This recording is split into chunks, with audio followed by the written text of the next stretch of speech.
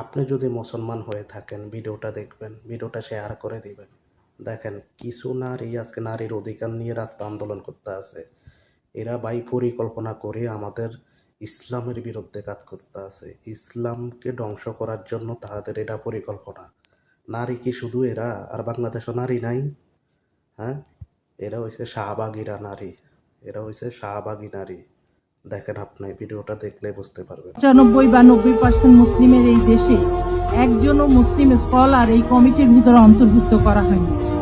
এবং আমরা খুব দুঃখজনকভাবে লক্ষ্য করলাম, যিনি কমিটি প্রধান শিরিন পারভীন হক, উনি একটি টিভি টক শোতে বললেন যে এই মুসলিম কোনো স্কলারকে অন্তর্ভুক্ত করার উনি কোনো প্রয়োজনও বোধ করেন। এটি অত্যন্ত আপত্তিকর একটি কথা।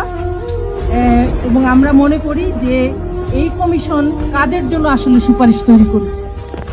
যদি নারীদের জন্যই হয়ে থাকে এই সুপারিশ, তাহলে এই সুপারিশে এই দেশের জনগোষ্ঠী 90% মুসলিম দেশের জনগোষ্ঠীর জন্য যদি এই কমিশনের সুপারিশ তৈরি হয়ে থাকে, তাহলে তাদের কোনো স্কলারকে কেন এর ভিতরে অন্তর্ভুক্ত করা হয়নি বা কেন প্রয়োজন মনে করে।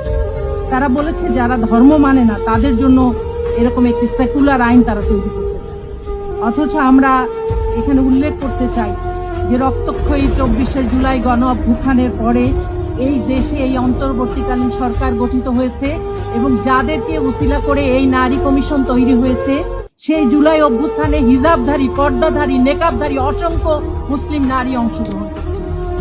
সুতরাং তাদেরকে বাদ দিয়ে অথবা তাদের কথা আমলে না নিয়ে তারা কিভাবে বলতে পারে যে এটার প্রয়োজন তারা মনে করেন? এটি অত্যন্ত আপত্তিকর। আমি মনে করি যে এটি কখনোই গ্রহণযোগ্য।